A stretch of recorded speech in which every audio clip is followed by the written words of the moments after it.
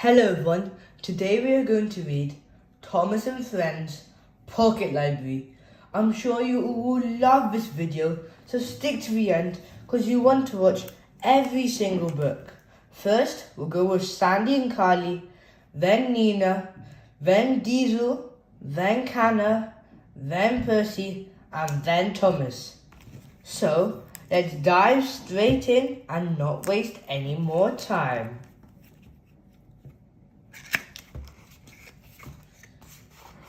Wow, look at these beautiful books. First off, let's read Sandy and Carly. Sandy the rail speeder and Carly the crane love fixing engines again and again. Carly's crane arm is long and super strong. She carries Percy when his firebox goes wrong. Sandy is small but mighty and loves doing repairs. Her tools fix all problems and she really cares. Carly and Sandy work at the maintenance yard. They always help others. No job is too hard. That is the first book, Sandy and Carly. I'm sure you will love that. Next up is Nia.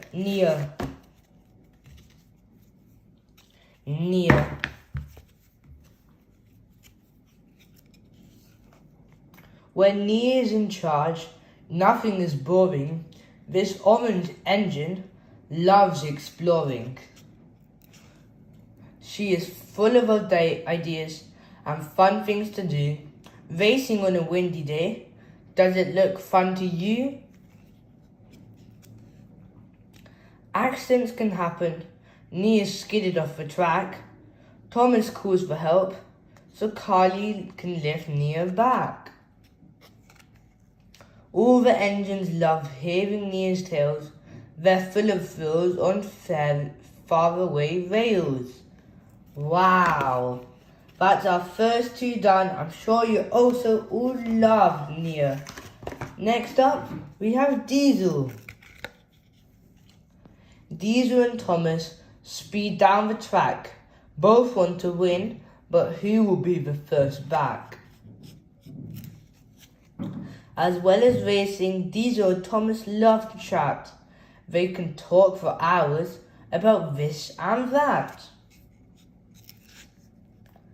Diesel has tricks that he loves to play.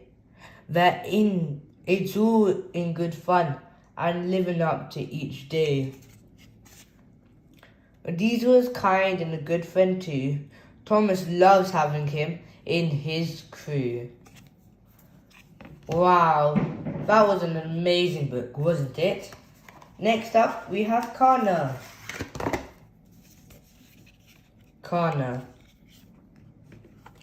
Meet Purple Connor, who's friendly and fast. Powered by her electricity, watch her zoom past. If there's a power cut, Connor's who you need. A burst of energy gets things up to speed. Connor loves soda for many reasons, especially her friends and changing seasons. Connor always helps the team win to the day. Hooray for our friends, all the engines say. That was also a wonderful book, wasn't it, guys? Now we have Percy.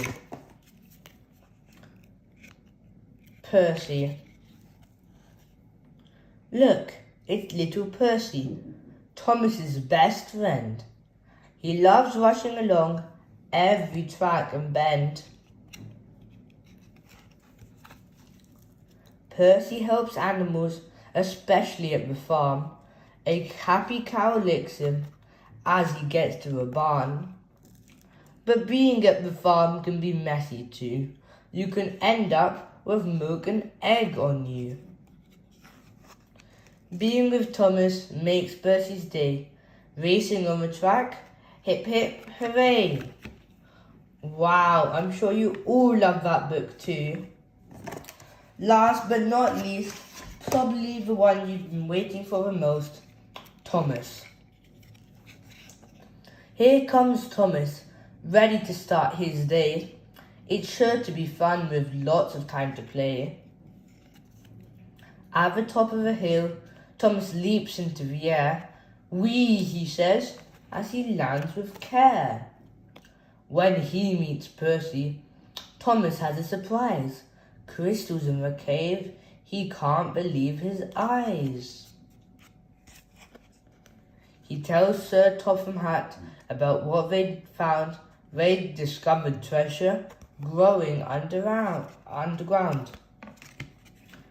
That's it, the 6 books that you have all been waiting for. I'm sure you all love them. And since you've watched to the end, shall we make a puzzle? I know all of you love the puzzle, so let's not waste any time and let's just dive straight into it. Wow, this is going really good so far.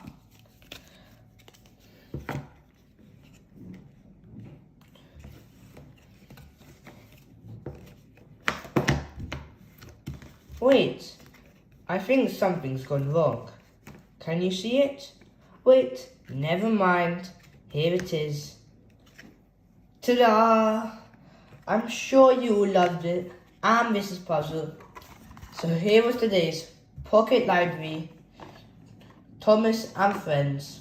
Goodbye and see you next time. Hi children, today we are going to read the book Percy's Chocolate Crunch.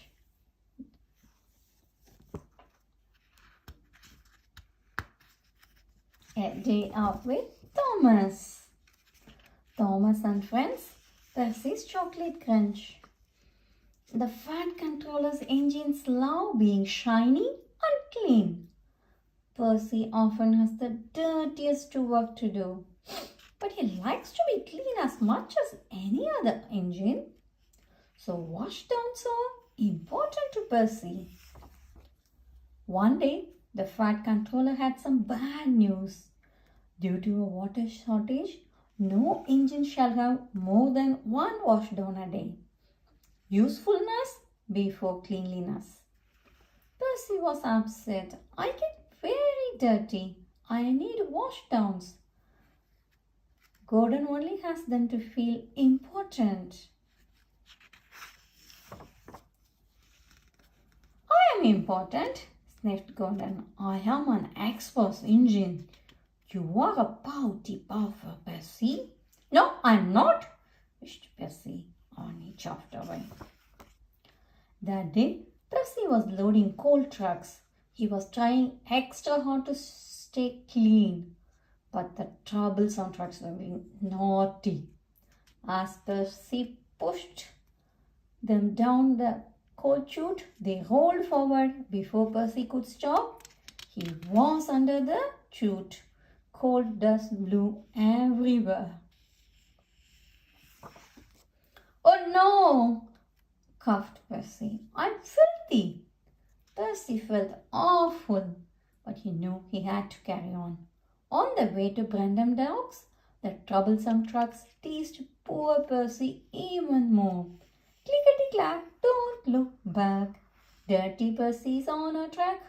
Be quiet, Percy snapped. When Percy arrived at the docks, he was very upset. From now on, I'm only doing work where I won't get dirty, he said, biffing the trucks into a siding. Harold, the helicopter, was delivering medical supplies to the docks. There was a big pile of cinders and ashes next to him. Just as Percy passed by, Harold took off. He blew cinders and ashes all over everything, including Percy. Not again, Percy groaned. I want to wash down. Usefulness before cleanliness, his driver reminded him. I want to be useful somewhere where I can't get any dirtier, Percy huffed. There's a load of sugar going to the chocolate factory. We could take the sugar trucks. Sugar, said Percy. That's nice and clean. Percy was pleased, but he didn't know that earlier that day a leaky truck had spilled oil on the track. When he approached the chocolate factory, his driver applied the brakes, but Percy's wheels just skidded on the oil rails. Oh no! He crashed through the buffers and disappeared into the factory. Oh, Percy made a lot of noise, but the only thing he crashed into was a big tub of chocolate. Yuck! I have never been this dirty. As he steamed out of the other end of the factory, he was covered from funnel to firebox in sticky, gooey chocolate. Back at the sheds, all the other engines thought it was very funny. You look good enough to eat, hooted Thomas. Pudding Percy, teased James. Said the stern-sounding voice. It was the fat controller. You have had a trying day, Percy, he said.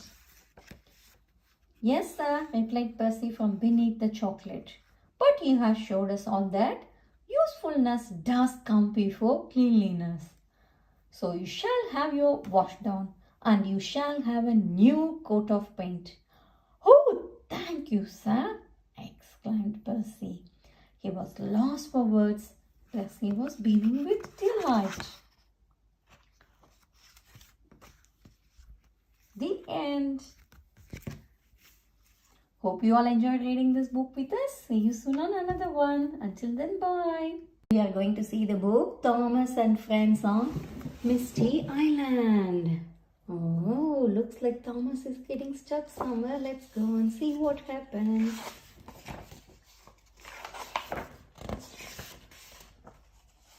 Thomas and Friends on Misty Island.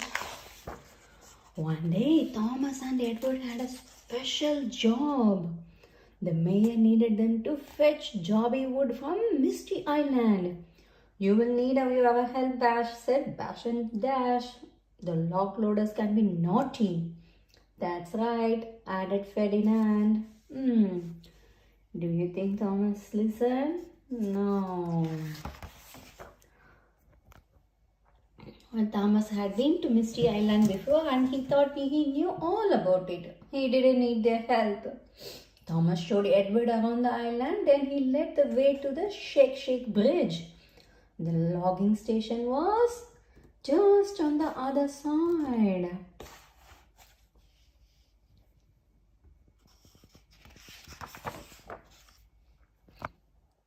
As they crossed the bridge, it wibbled and wobbled under their wheels. Edward was scared. He stopped halfway across and wouldn't budge. Don't worry, Edward, said Thomas. I will fetch the logs, then we can take them back to Soda straight away. Thomas looks like still enthusiastic, isn't it? Let's see whether he needs help or not. Oh, the naughty log loader, Wheezy, picked up some Joby logs. Instead of putting on them onto Thomas' truck, he whirled and hurled them up into the air and the logs flew everywhere. Oh, that's not nice. Look at the logs, it spilled all over. It even fell closer to the Edward. Blistering boilers, cried Edward. The logs flew towards him, bounced him off his cab and made the Shake Shake Bridge shake even more. He was more scared than ever. Ooh. I think Thomas needs help. He needs to admit it. As Wheezy throw more logs around Bash, Dash and Ferdinand puffed in. Wow. It looks like you need our help now, said Bash and Dash. That's right, said Ferdinand. Thomas still thought he didn't need help, so he rolled away again. That's really not nice, Thomas. You should take help and make job easy. Isn't it? Thomas chuffed over to Hee-Haw, the other log loader, but Hee-Haw was feeling too ill to work. Oh no.